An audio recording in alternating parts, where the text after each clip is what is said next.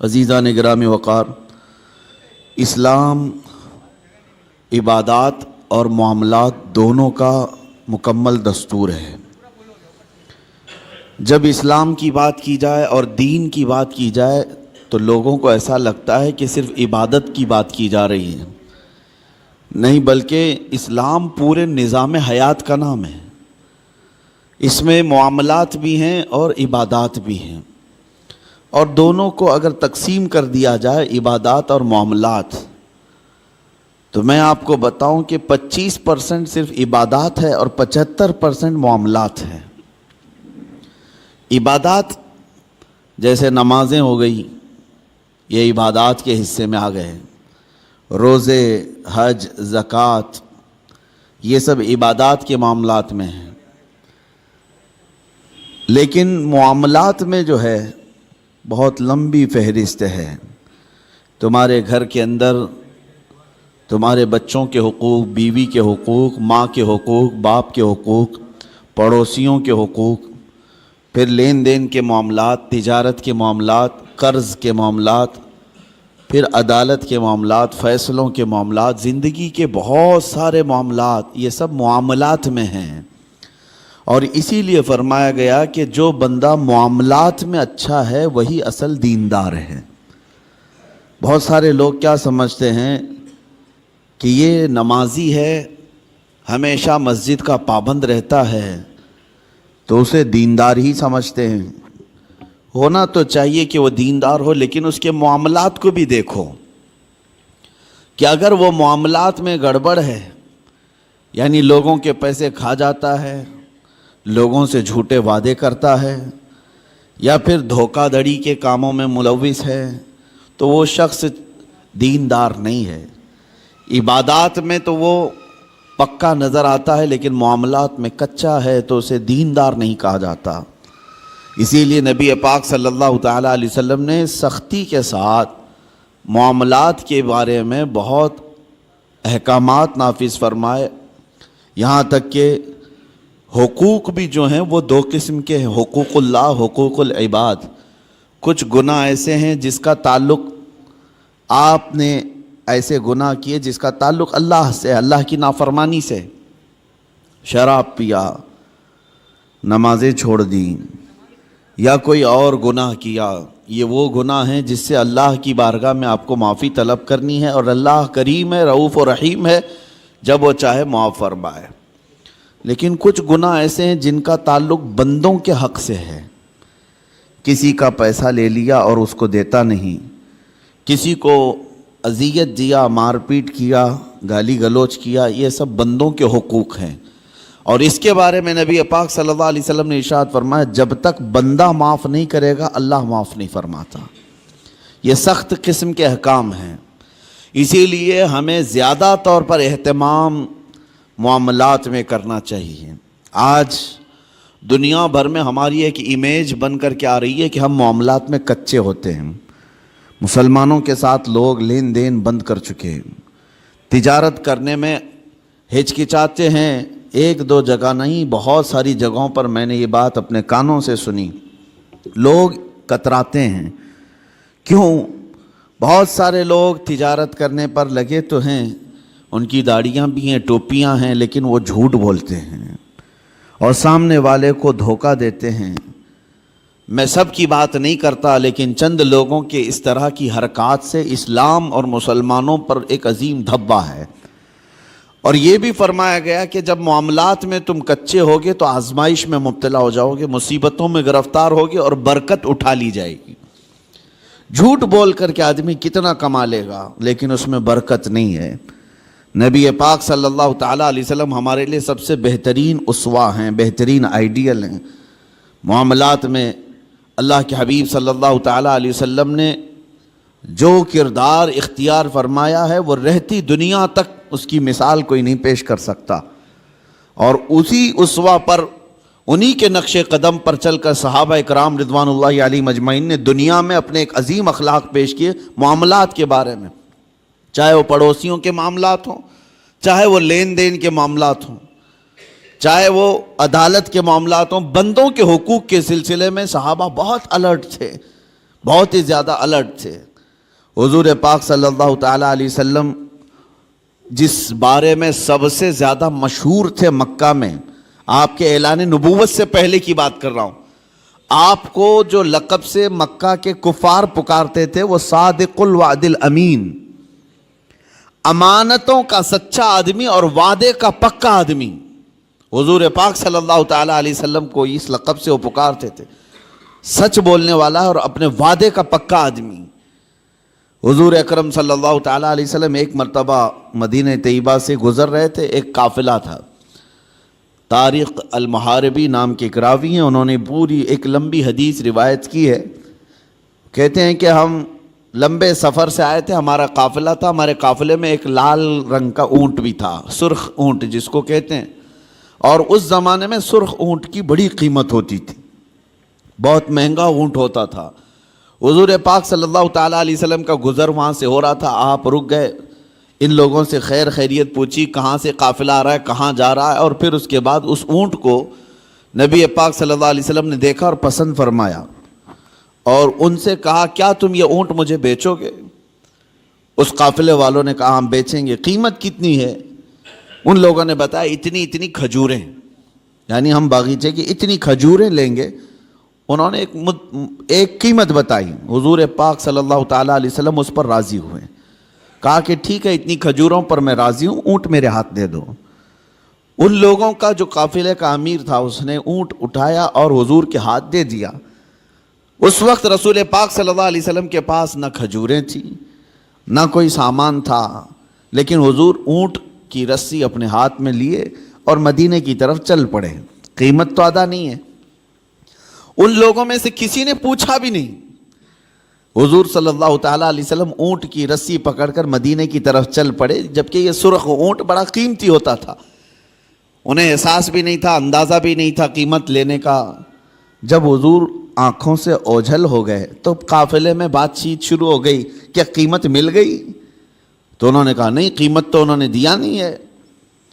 طے تو ہوئی ہے اتنے کھجوروں کی قیمت ہے اس اونٹ کے بدلے، لیکن انہوں نے دیا تو نہیں. سب ایک دوسرے کو کوسنے لگ گئے کہ ایک انجان آدمی کے ہاتھ میں اونٹ کیسے دے دیا، ہم انہیں جانتے نہیں پہچانتے نہیں، ان کے ہاتھ میں ایک سرخ اونٹ کیسے دے دیا؟ وہ تو آنکھوں سے اوجھل ہو گئے، اب انہیں ڈھونڈے گا کون؟ یہ باتیں بڑھتی گئی. امیر قافلہ کو لوگ کوستے رہے کہ تو نے ایک بڑا نقصان کیا ہے. قافلے میں ایک خاتون تھی، ایک عورت تھی. اس عورت نے ہنگامے کو ٹھنڈا کیا اور کہا قریب آ کر لوگوں جھگڑو مت، اس لیے کہ میں نے اس چہرے کو دیکھا، وہ جھوٹا چہرہ نہیں ہو سکتا. ان کی باتوں کو میں نے سنا ہے، وہ شہد سے زیادہ میٹھی ہیں. ان کے بیٹھنے اور اٹھنے کے انداز کو میں نے دیکھا ہے، وہ دنیا کا کوئی عظیم آدمی ہے. انتظار کیوں نہیں کرتے؟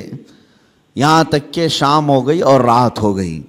رات کو قافلہ جہاں پڑاؤ کیا تھا سب اپنے اپنے خیموں میں موجود تھے. نبی پاک صلی اللہ تعالیٰ علیہ وسلم کے ایک صحابی یا دو صحابہ اپنے ہاتھوں میں کھانے کی بڑی بڑی طبق لے کر کے آئے اور اس قافلے والوں سے کہا فلاں بن فلاں کہاں ہے؟ لوگ باہر آئے، پوچھا کہ کون ہے؟ آئے ہوئے صحابہ نے کہا ہم محمد الرسول اللہ صلی اللہ علیہ وسلم کے غلام ہیں، ہم ان کی طرف سے آئے ہیں. دن میں ہمارے آقا نے آپ سے اونٹ خریدا تھا، اس کی قیمت کھجوریں پوری جتنی طے ہوئی تھی وہ ہم لے کر کے آئے ہیں مدینے سے. وہ کھجوریں پوری لا کر کے دیا اور کہا رسول پاک صلی اللہ تعالیٰ علیہ وسلم نے ساتھ میں ہمیں تمہارے پورے قافلے کے رات کے کھانے کا بھی انتظام فرمایا. قافلے والوں نے کھانا بھی لیا اور کھجوریں جو قیمت میں تھی وہ بھی لیا. یہ عرب میں اس طرح کا پہلا واقعہ تھا، ورنہ جو نظروں سے اوجھل ہو گیا وہ ہمیشہ کے لیے ختم ہو گیا. حضور پاک صلی اللہ تعالیٰ علیہ وسلم نے ان کے دلوں میں ایسے اخلاق بٹھائے کہ وہ مدینے میں ڈھونڈتے پھرتے تھے کہ وہ محمد ہیں کہاں، رسول پاک صلی اللہ تعالیٰ علیہ وسلم ہیں کہاں. پھر وہ دائرہ اسلام میں بھی آئے کئی لوگ. یہی وہ لین دین کے معاملات تھے جس میں میرے آقا صلی اللہ تعالیٰ علیہ وسلم تجارت کو پوری دنیا کے سامنے بتا کر ایسے اصول بتائے. سود سے پاک کیا جو قافلے کی ایک بڑی لعنت تھی، بلکہ معاشرے کی ایک بڑی لعنت تھی. حضور پاک صلی اللہ علیہ وسلم نے فرمایا سود کو میں نے اپنے پیروں سے روند دیا، ختم فرما دیا۔ سود میں ہوتا کیا ہے آپ کو پتہ ہے؟ جس کو آپ بیاج کہیں، بڈی کہیں، یا جو بھی نام دے دیں، لیکن بڑھا کر کے لینا، کسی کو قرض دینا اور اس سے بدلے میں بڑھا کر کے لینا۔ 100 روپیہ قرض دیا، 110 روپے لیا، 120 روپے لیا، بلکہ 101 روپے بھی لیا، تو یہ سود ہو گیا۔ جس کو قرض دیا اور بدلے میں بڑھا کر کے لیا، صرف پیسے میں نہیں، کسی بھی چیز میں وہ بڑھا کر کے لینا، یہ سود کہلاتا ہے، اور یہ اسلام میں بہت عظیم گناہ اس کو بیان کیا گیا۔ کیوں؟ وجہ کیا ہے؟ اس میں بندوں کا حق مارا جاتا ہے۔ ایک بندہ قرض میں ڈوبتا چلا جاتا ہے اور دوسرا امیر ہوتا چلا جاتا ہے۔ یہ نظام آج دنیا کے یہودیوں نے قائم رکھا ہے، پوری دنیا کو کریڈٹ پر چلاتے ہیں۔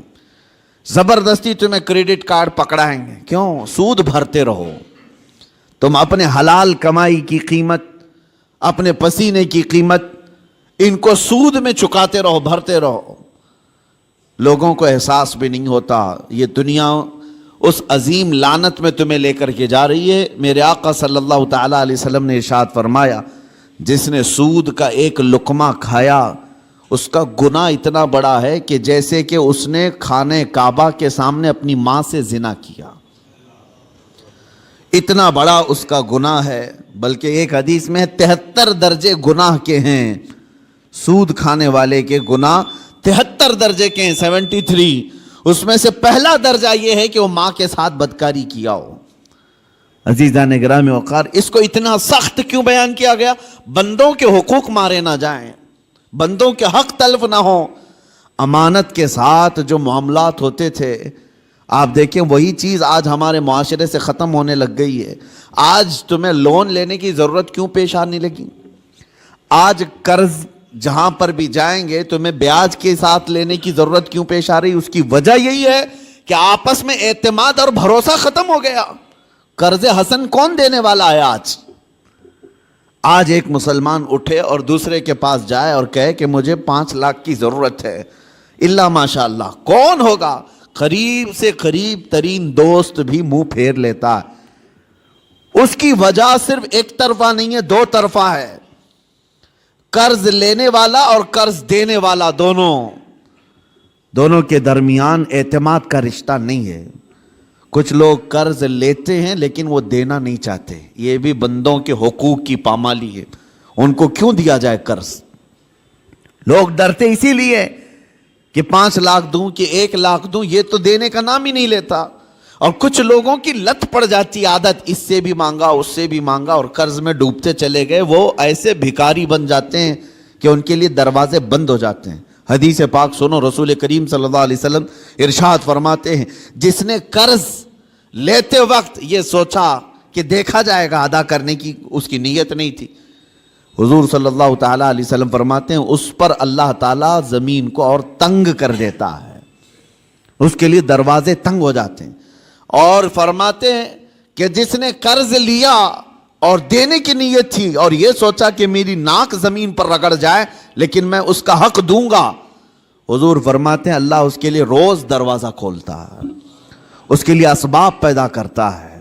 یہاں لینے والے کی دل میں خیال ہی نہیں رہ گیا کہ سامنے والے سے میں نے رقم لیا ہے، بے چینی شروع ہو جانی چاہیے، ہمیں بے قراری شروع ہو جانی چاہیے۔ کسی کا قرض لیا ہے تو نیند اڑ جائے کہ نہیں میرے بھائی کا قرض ہے، مجھے واپس دینا ہے۔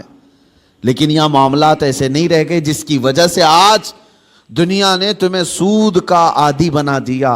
اب کون دیتا ہے قرض حسن؟ قرض حسن کا مطلب کیا ہے؟ 1 لاکھ روپے میں آپ کو دیا اور بدلے میں آپ نے بھی 1 ہی لاکھ روپے لوٹایا، یہ قرض حسن اچھا قرض ہے۔ پہلے یہ ہوا کرتا تھا آپس میں مومنوں کے درمیان قرض، لیکن جب لوگوں کے معاملات خراب ہو گئے تو کون دینا چاہتا ہے اور لینے والا بھی آج کل لوٹانا نہیں چاہتا، تو یہ معاملات ختم ہونے لگ گئے۔ اور اس کی وجہ کیا بنی؟ جب اعتماد کا رشتہ ٹوٹ گیا تو تم سود کے کاروبار میں پڑ گئے، اب تمہارے پاس کوئی راستہ نہیں رہ گیا، جاؤ بینکوں سے لون لو یا غیر مسلموں سے بھاری سود میں قرض اٹھاؤ اور اپنے کام کرتے رہو۔ یہ سب کی نوبت صرف اسی وجہ سے آئی کہ آپس کے رشتے خراب ہیں، یہ معاملات خراب ہیں، ایک دوسرے کے ساتھ محبت کا رشتہ نہیں ہے۔ عزیزان گرامی وقار، یہ کام صرف ہم نے اپنے ہاتھوں تباہ کیا ہے، اپنے ہاتھوں برباد کیا ہے۔ آپ کو اندازہ ہو، ایک صحابی حضور صلی اللہ تعالیٰ علیہ وسلم کے پیچھے نماز پڑھتے تھے اور صبح فجر کی نماز میں بہت جلدی بھاگ کر چلے جاتے تھے، سلام پھیرتے ہی نکل جاتے۔ ایک دن ان کو صحابہ اکرام نے روک لیا کہ آپ حضور کے پیچھے نماز پڑھتے ہیں اور رکتے نہیں ہیں۔ اللہ کے رسول صلی اللہ تعالیٰ علیہ وسلم سے ان کی شکایت بھی کی۔ حضور صلی اللہ علیہ وسلم نے ان سے پوچھا، کیا بات ہے فجر کی نماز میں اتنی جلدی بھاگ جاتے ہو؟ اس صحابی نے جواب میں کیا عرض کیا، کہا یا رسول اللہ صلی اللہ علیہ وسلم، میرا گھر اور ایک یہودی کا گھر دونوں متصل ہے، لگے ہوئے ہیں، اور اس یہودی کے گھر کے آنگن میں ایک کھجور کا درخت ہے جس کی شاخیں میرے گھر کے آنگن میں بھی آتی ہیں، اور صبح صبح پکی کھجوریں میرے آنگن میں گر جاتی ہیں۔ میں اس لیے بھاگ کر جاتا ہوں کہیں میرے بچے جلدی اٹھ کر کے وہ کوئی کھجور کھا نہ لیں۔ میں وہ کھجوریں جمع کرتا ہوں اور اپنے پڑوسی کو اس کی امانت لوٹا دیتا ہوں۔ روز میرا یہ کام ہے، مجھے ڈر لگا رہتا ہے کہ کہیں میرے بچے وہ ناجائز کھجوریں نہ کھا لیں، پڑوسی کی کھجوریں جو ہمارے آنگن میں گری ہیں۔ یہ صحابہ کے اخلاق تھے۔ وہ یہودی تھا پڑوسی، اس کی ایک کھجور کھانا بھی انہیں گوارا نہیں تھا۔ کیا ہم نے بچوں کی یہ تربیت کی ہے؟ دوسرے کا مال نہیں اٹھانا چاہیے۔ یہاں تو بازار میں جا کر بھاؤ تاؤ پوچھتے ہوئے نہ جانے کتنے انگور کھا جاتے ہیں لوگ، پھل پوچھتے پوچھتے کتنے تو چیک کرنے میں کھا جاتے ہیں، جبکہ یہ بھی جائز نہیں، بغیر اس کی اجازت کے، بغیر اس کی اجازت کے تمہارے لیے جائز نہیں ہے۔ اس صحابی کی یہ بات سن کر نبی پاک صلی اللہ تعالیٰ علیہ وسلم نے ارشاد فرمایا، کوئی ہے ہم میں سے، میرے صحابہ میں سے، جو اس یہودی کا درخت خرید کر کے میرے اس صحابی کو دے دے تاکہ یہ سکون سے نماز پڑھ سکے۔ سوچو میرے عزیز ہو، اس وقت رسول پاک صلی اللہ تعالیٰ علیہ وسلم نے جب یہ ارشاد فرمایا تو صحابہ نے کہا کہ یا رسول اللہ، ہم اس یہودی کو بلاتے ہیں، کیا وہ بیچنے کو راضی ہے؟ اس پڑوسی کو بلائے جس کی کھجوریں یہ روز امانت کے ساتھ جمع کر کے اس کو دیتے تھے۔ وہ آیا، حضور صلی اللہ علیہ وسلم نے پہلے اس سے کہا کہ تو یہ اپنا درخت میرے اس صحابی کو دے دے۔ کہا کہ ایسے تو نہیں دے سکتا۔ کہا بدلے میں تو جنت کی کھجوروں کے درخت لے لے۔ اس نے کہا مجھے اس چیز پر یقین نہیں ہے، اگر بیچنا ہے تو میں قیمت میں بیچوں گا،